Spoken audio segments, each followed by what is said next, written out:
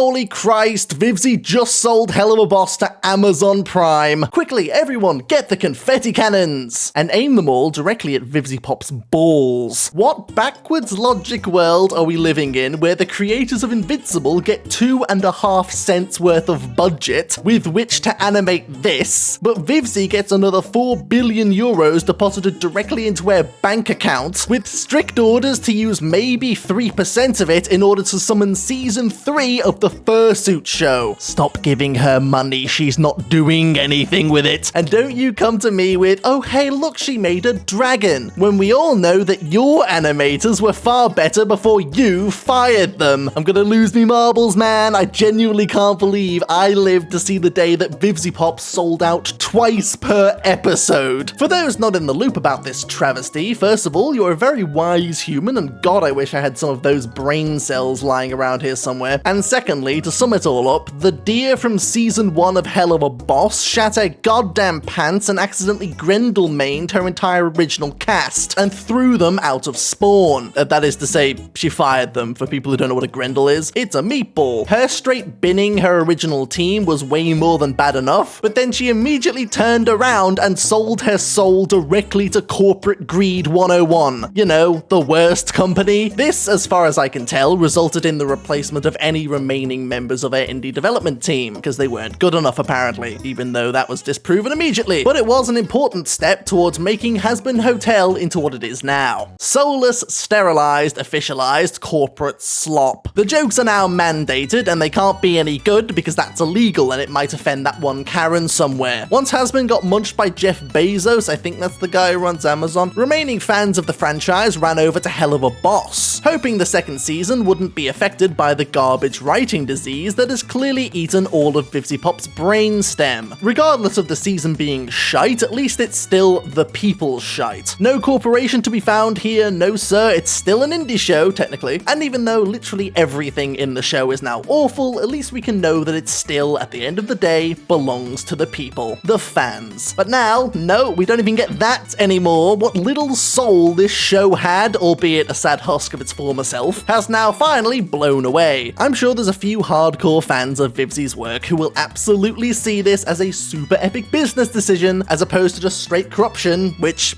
no, but I see it as much darker. You see, I've long been convinced that Vivzie couldn't give two cares about either of their shows, or their casts, or their writing, or especially their fan bases. As long as she gets her money, she is happy. Hence the awful recent merch, by the way, don't even get me started. I originally started thinking this way when I started piecing together that Blitzo was actually the person responsible for writing all of her decent episodes in season 2. The initial counter for the idea of greed was obviously hiring more expensive staff for the Hazbin Hotel season, which made sense at the time. Famous VAs equal less money after all, until I realized what was actually going on regarding that. You see, she didn't need these new VAs, the pilot made that incredibly clear, as did this song and everything these people have done, how dare you. So while I originally thought that she was using the names of these famous people to garner more attention, which don't get me wrong, she absolutely was, it turns out that this recasting was also to live out some sort of weird super epic fantasy of hers, to have famous gamers voice her show. Essentially, it's to fulfill her weird egotistical wet dreams, so I just see it as her spending some of her newfound money to purchase something that she wanted, as opposed to something that might actually benefit the show,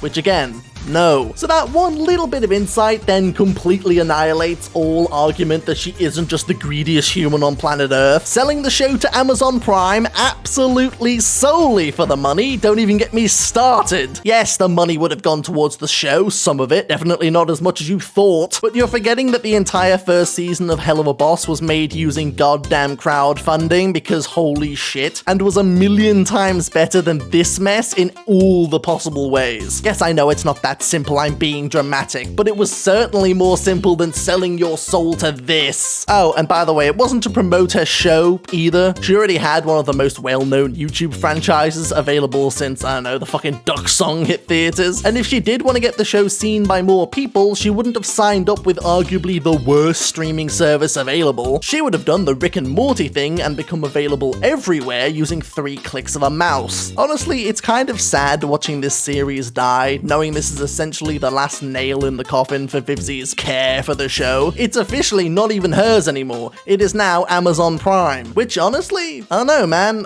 Can Amazon make it worse? Probably. Who knows? Vivzie might just straight up resign and give the position of director to someone who actually gives two shits about her show. But considering that number reduces by a couple of million per minute, I really don't think her chances are looking that good anymore. She's got about as much control over the show now as I do, which is funny considering I would just vote that we'd put crabs everywhere, and I think it might actually improve the show. But hey, what do you think, dear viewers? Are you also shitting yourself about Helluva Boss's future? Or do you like what Amazon did with Hazbin Hotel? Or maybe you're just numb to it and have decided this series can hop on over to the 7th ring. Regardless, thank you all very much for watching. Uni is still mental, so videos are going to be pretty spotty for a little bit, at least until I get my act together, but as previously mentioned, I have no brain cells, which makes that process a little bit difficult. Exams are soon, so that's going to be fun. I'm sure I won't die in combat, so wish me luck, and I'll see you all in whatever video I decide to put in the microwave next. Good night, humans. I'll see you all in like 3-4 weeks or something crazy.